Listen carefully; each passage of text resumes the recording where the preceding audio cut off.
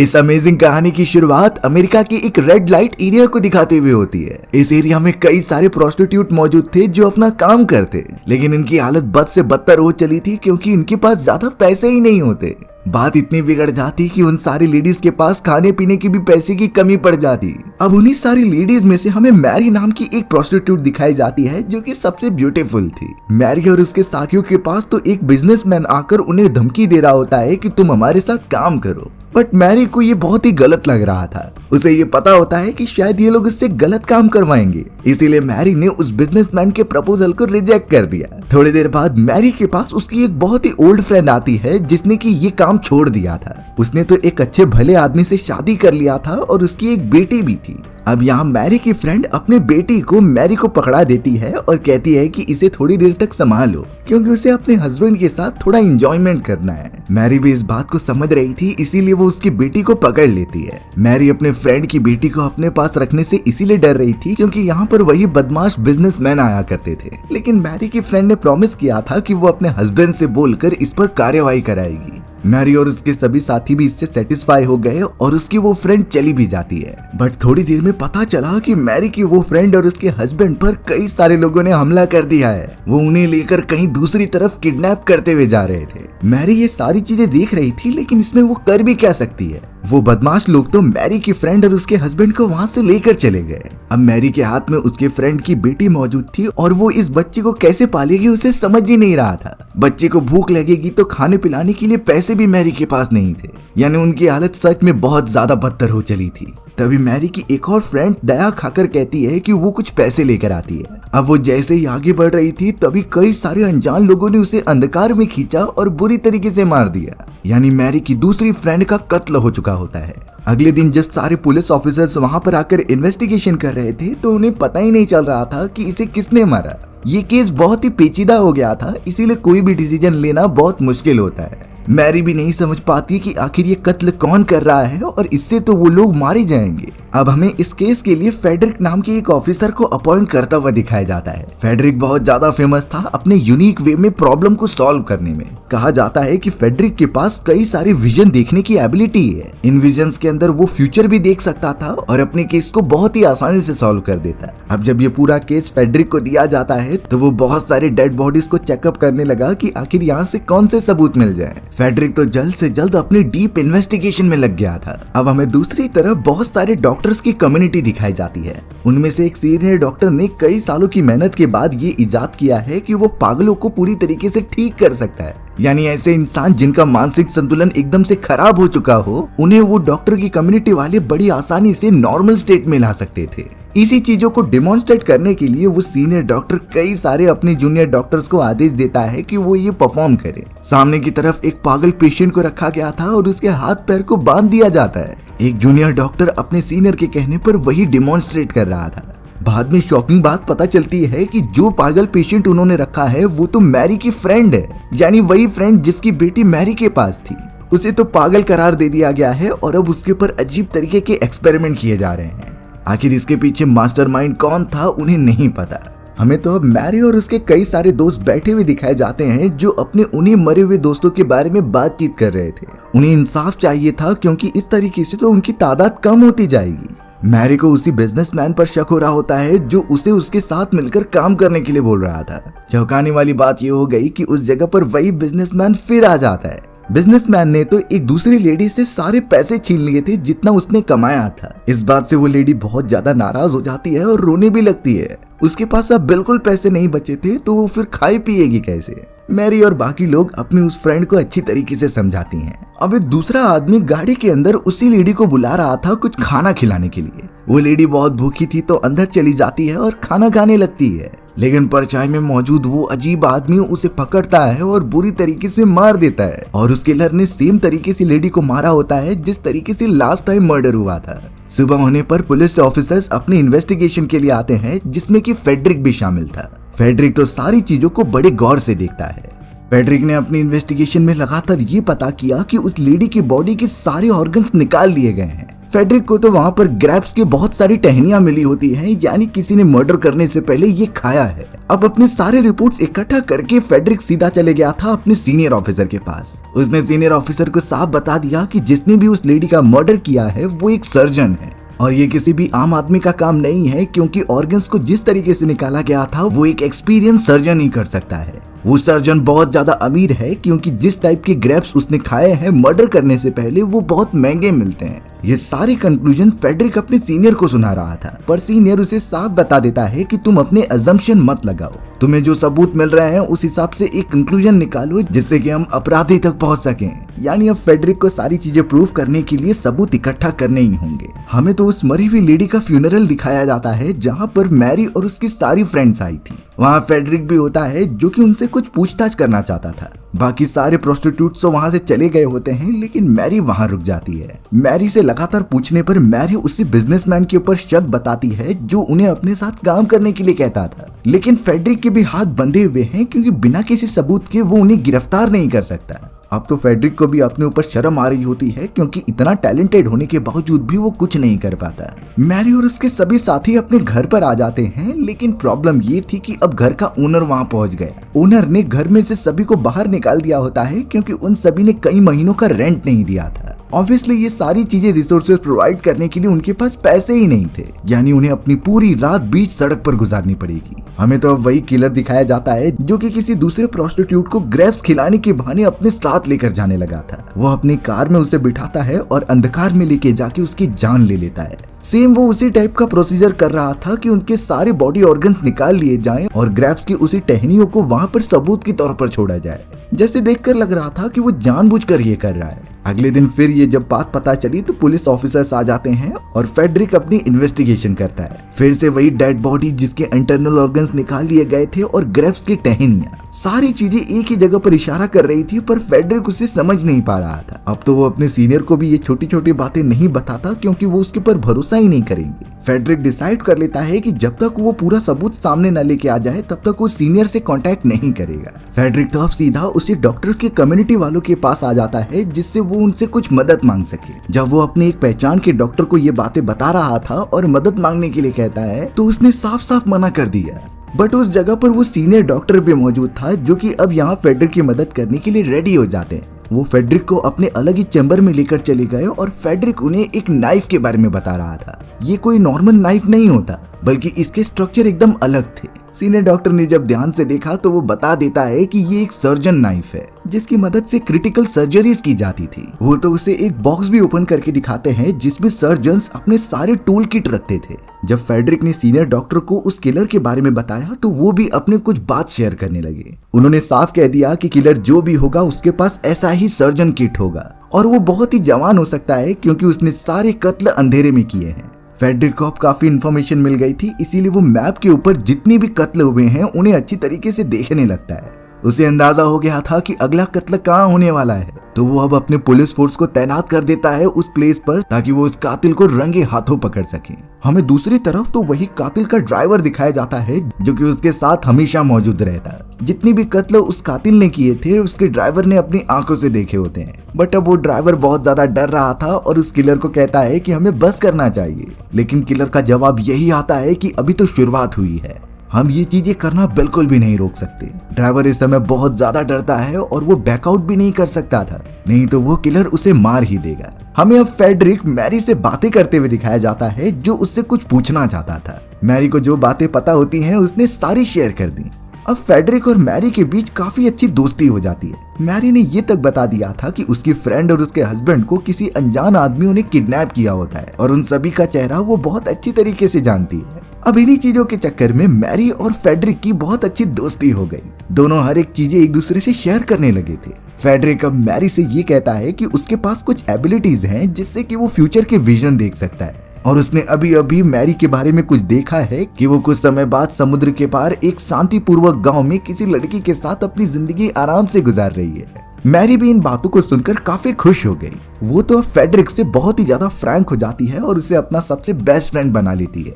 Frederick तो अपने एक दूसरे साथी से मिल रहा था और उसे सारी इन्वेस्टिगेशन के बारे में बताता है। फेडरिक को ये पता था कि उसका साथी उस पर भरोसा जरूर करेगा। अब फेडरिक ने जब अपने साथी को उन सारे किडनैपर्स के बारे में बताया तो वो बहुत ज्यादा चौंक जाता है, क्योंकि उनमें से एक किडनैपर जिन्होंने मैरी की उस फ्रेंड को किडनैप किया था वो उस डॉक्टर्स की कम्युनिटी का एक इंस्पेक्टर है, यानी वो रानी विक्टोरिया की प्रोटेक्शन करता है। ये बातें फेडरिक को बहुत ज्यादा चौंका दे रही थी, क्योंकि अब ये पूरा इशारा डॉक्टर्स कम्युनिटी और प्रिंस के ऊपर किया जाने लगा था। इसी बात का पता लगाने के लिए फेडरिक अब अपने साथी के साथ उस इंस्पेक्टर के कमरे में चला जाता है। उसने बड़ी चालाकी से दरवाजा ओपन किया और अपनी इन्वेस्टिगेशन चालू कर दी। थोड़ी देर के अंदर फेडरिक को वो फाइल मिल जाती है जो कि मैरी के फ्रेंड के हस्बैंड की थी। वो तुरंत ही अपने काम की सारी फाइल्स लेकर वहाँ से निकलने लगा, पर वहाँ काफी सारे ऑफिसर्स मौजूद थे जिससे कि फेडरिक पकड़ा जा सकता था। बट सही टाइम पर फेडरिक के उस साथी ने वहाँ एक धमाका किया जिससे सारे ऑफिसर्स का ध्यान भटक गया होता है। इसी मौके का फायदा उठाकर फेडरिक सारे डॉक्यूमेंट्स लेकर चला आया। अब उन सारे डॉक्यूमेंट्स को अच्छी तरीके से पढ़ने के बाद फेडरिक को पता चला होता है कि मैरी की वो फ्रेंड अब एक मेंटल हॉस्पिटल में मौजूद है। फेडरिक तुरंत ही मैरी के पास जाकर उसे सब कुछ बता देता है और वहाँ से मैरी को लेकर मेंटल हॉस्पिटल की तरफ जाने लगता है। मैरी अपनी फ्रेंड से बात करना चाहती थी कि आखिर उसके साथ हुआ क्या। थोड़ी देर के अंदर जब वो दोनों मेंटल हॉस्पिटल में जाते हैं तो मैरी की वो फ्रेंड तो पागल ही हो चुकी थी। वो मैरी से बिल्कुल बात करने में इंटरेस्टेड नहीं होती है। अब तो मैरी भी एकदम से मायूस हो गई, क्योंकि वो अपनी फ्रेंड की मदद नहीं कर पा रही होती। फिलहाल अब बाहर आने के बाद मैरी फेडरिक द्वारा पूछे गए सारे सवालों का जवाब देती है और उसके हस्बैंड की आर्ट गैलरी में लेकर जाती है। मैरी के फ्रेंड के हस्बैंड इसी तरीके के बिजनेस चलाया करते थे। जब वो दोनों थोड़ा एक्सप्लोर कर रहे होते हैं तो उन्हें एक पेंटिंग दिखाई दी जो कि एक बहुत ही बड़े रॉयल फैमिली के सदस्य की होती है, लेकिन उसके नीचे लिखे नाम को पढ़ने पर पता चला कि ये तो प्रिंस की पेंटिंग है, यानी कि वो सदस्य जो रानी विक्टोरिया की फैमिली से बिलोंग करते हैं और आने वाले उत्तराधिकारी वही बनेंगे। मैरी थोड़ा सा चौंक गई, क्योंकि उसके फ्रेंड के पति जो भी बनाते थे वो उसे उसके बारे में बताती थी। प्रिंस की पेंटिंग के बारे में अब तक उन्हें कुछ पता नहीं चला होता, इसीलिए अब इन चीजों की वजह से फेडरिक को कुछ शक होने लगा। वो वहाँ से सीधा ट्रेवल करते हुए सीनियर डॉक्टर के पास आने लगा होता है, बट एक दूसरा डॉक्टर जिसका नाम फेल था वो उसे रोक रहा होता है। फेडरिक के बार बार जिद करने पर उसे सीनियर डॉक्टर से मिलवा दिया गया और वो उनसे साफ शब्दों में कहता है कि मुझे लगता है कि प्रिंस ही ये सारे मर्डर कर रहे हैं। लेकिन सीनियर डॉक्टर इस बात से इनकार कर रहा था, क्योंकि प्रिंस को बिल्कुल भी सर्जरी नहीं आती और उन्हें एक ऐसी बीमारी होती है जिससे उनका हाथ शेक किया करता था। कोई भी आदमी जिसे इस तरीके की बीमारी हो वो सर्जरी बिल्कुल नहीं कर सकता। यानी कि वो सीनियर डॉक्टर सिर्फ इतना बताना चाहते थे कि फेडरिक का प्रिंस के ऊपर शक करना बहुत ही गलत है, वो किसी भी एंगल में मर्डरर नहीं हो सकते। अब थोड़ी देर में ही फेडरिक और उसके साथी को एक लेटर मिलता है जो उसी किलर का था।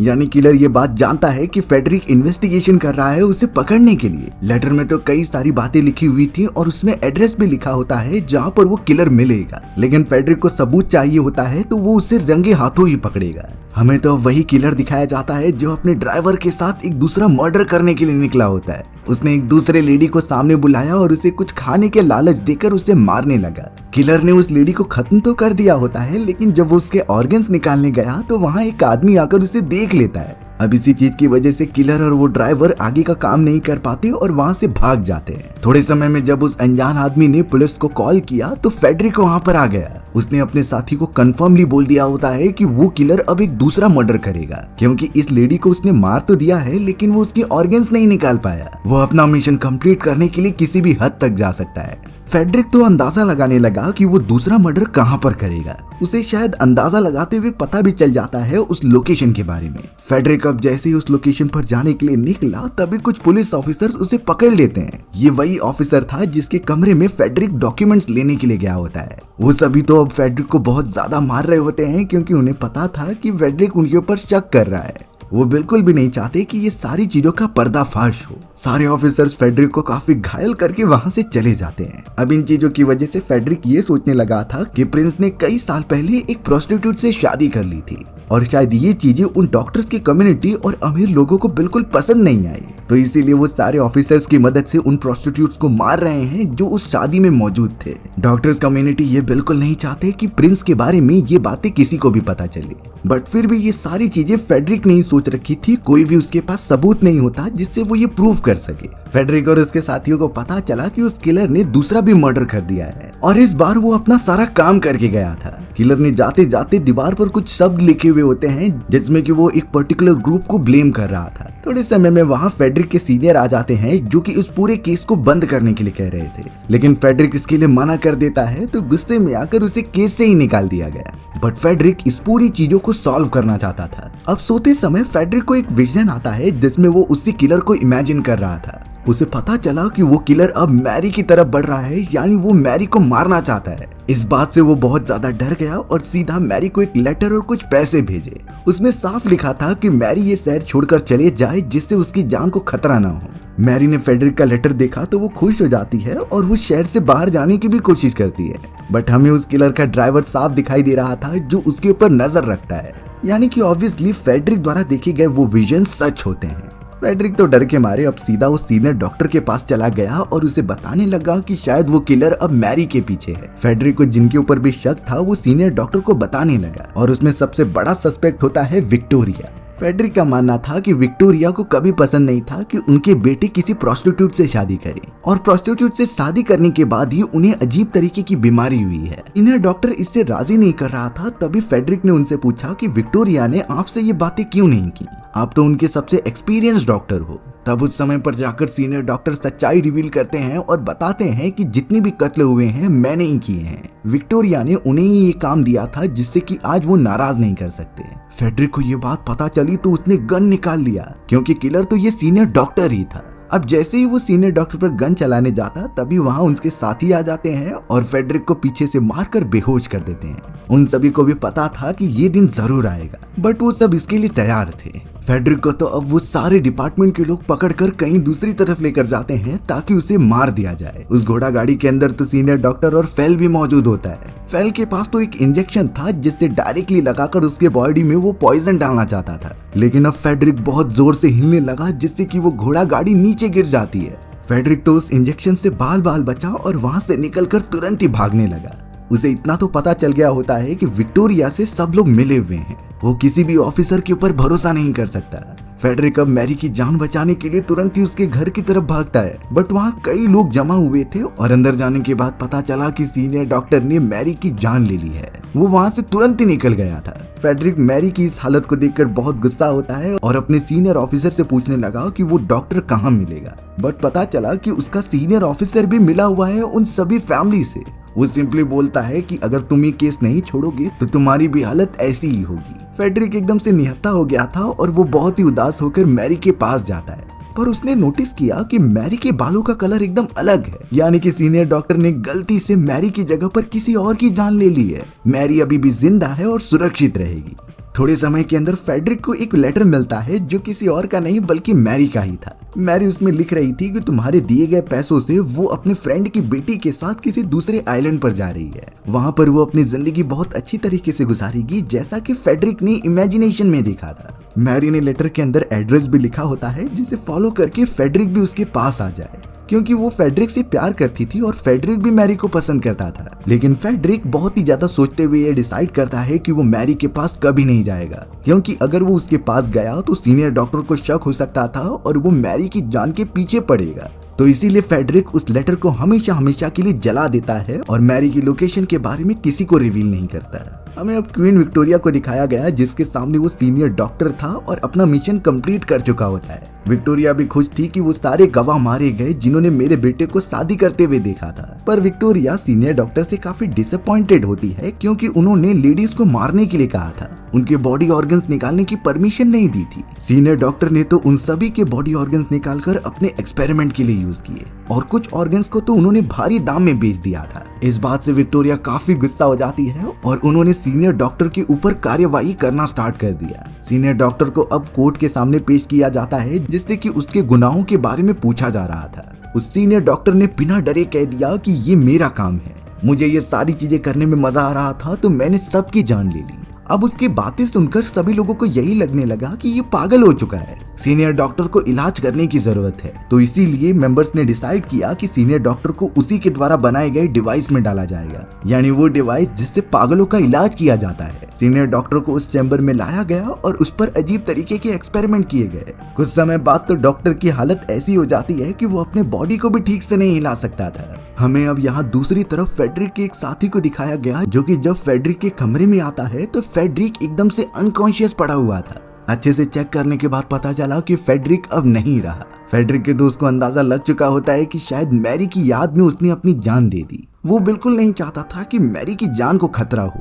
तो इसीलिए उसने मैरी से अलग रहने का डिसाइड किया। कुछ समय बाद हमें मैरी दिखाई जाती है, जो एक अलग ही आइलैंड पर एक अच्छा घर बनाकर उस छोटी लड़की के साथ अपनी जिंदगी गुजार रही थी। ये तो उसकी फ्रेंड की वही बेटी होती है जो कुछ समय पहले मैरी को दी गई थी, और ऐसा ही सेम विजन फेडरिक ने उसे बताया होता है, यानी कि वो सच कह रहा था। मैरी अपनी लाइफ उस लड़की के साथ बड़ी अच्छी तरीके से गुजार रही थी, और हमारी भी कहानी इसी तरीके से यहीं खत्म हो जाती है। सो व्यूअर्स, आपको ये स्टोरी कैसी लगी कमेंट सेक्शन में बताना भूलना मत। और अगर आपको मेरा एक्सप्लेनेशन 1% भी अच्छा लगा होगा ना, तो वीडियो को लाइक एंड चैनल को सब्सक्राइब जरूर कर देना। मिलते हैं इसी तरीके की मजेदार वीडियोस में, तब तक के लिए बाय बाय।